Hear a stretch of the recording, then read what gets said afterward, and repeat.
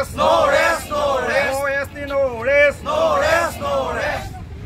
OST, no rest, no rest, no rest. OST, no rest, no rest, no rest. জনগোষ্ঠীকে ধৰি অসমৰ 6 জনগোষ্ঠীক জনজাতিকৰণৰ দাবীত আজিৰ পৰা প্ৰায় 3 মাহলৈকে অসমৰ বিভিন্ন প্ৰান্তত আমাৰ চুতীয়া সমূহ সংগঠন সদৌ চুতীয়া জাতি সন্মিলন, চুতীয়া জাতি ছাত্ৰ সন্থা, যুৱ সন্মিলন আৰু মহিলা সন্মিলন নেতৃত্বত এক ধাৰাবাহিক আন্দোলন কাৰ্যসূচী অনুষ্ঠিত হ'ব।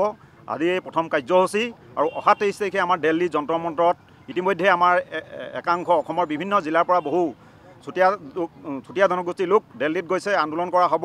আৰু পৰৱৰ্তী সময়ত যদি অনাগত সময়ত 6 জনগোষ্ঠীকে ধৰি চুতীয়া জনগোষ্ঠীক জনজাতিকৰণ নকৰে তেন্তে অসমত তীব্ৰ আন্দোলন গঢ়ি তোলা হ'ব। আৰু এই আন্দোলনে 2026ত বিজেপি চৰকাৰৰ পতন প্ৰায় নিশ্চিত বুলি আমি দাবী কৰিছোঁ। ধন্যবাদ।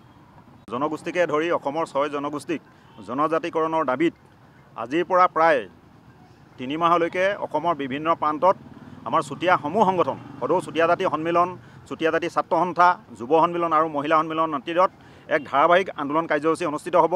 আজি এই প্ৰথম কাৰ্যসূচী আৰু অহা 23 তাৰিখে আমাৰ দিল্লী যন্ত্ৰ মন্ত্ৰত ইতিমধ্যে আমাৰ একাংশ অসমৰ বিভিন্ন জিলাৰ পৰা বহু চুতীয়া জনগোষ্ঠীৰ লোক দিল্লীত গৈছে, আন্দোলন কৰা হ'ব। আৰু পৰৱৰ্তী সময়ত যদি অনাগত সময়ত 6 জনগোষ্ঠীকে ধৰি চুতীয়া জনগোষ্ঠীক জনজাতিকৰণ নকৰে তেন্তে অসমত তীব্ৰ আন্দোলন গঢ়ি তোলা হ'ব। আৰু এই আন্দোলনে 2026ত বিজেপি চৰকাৰৰ পতন প্ৰায় নিশ্চিত বুলি আমি দাবী কৰিছোঁ। OST, no rest, no rest, no rest. OST, no rest, no rest, no rest. OST, no rest, no rest, no rest. OST, no rest, no rest, no rest. BJP চৰকাৰ হুঁচিয়াৰ, হুঁচিয়াৰ, হুঁচিয়াৰ। বিজেপি চৰকাৰ হুঁচিয়াৰ, হুঁচিয়াৰ, হুঁচিয়াৰ।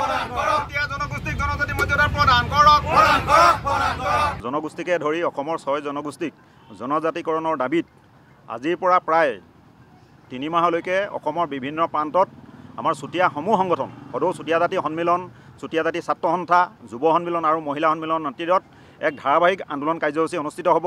আজি এই প্ৰথম কাৰ্যসূচী আৰু অহা 23 তাৰিখে আমাৰ দিল্লী যন্ত্ৰ মন্ত্ৰত ইতিমধ্যে আমাৰ একাংশ অসমৰ বিভিন্ন জিলাৰ পৰা বহু চুতীয়া জনগোষ্ঠীৰ লোক দিল্লীত গৈছে, আন্দোলন কৰা হ'ব।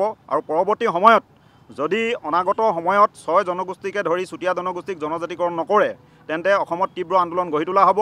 আৰু এই আন্দোলনে 2026ত বিজেপি চৰকাৰৰ পতন প্ৰায় নিশ্চিত বুলি আমি দাবী কৰিছোঁ। ধন্যবাদ।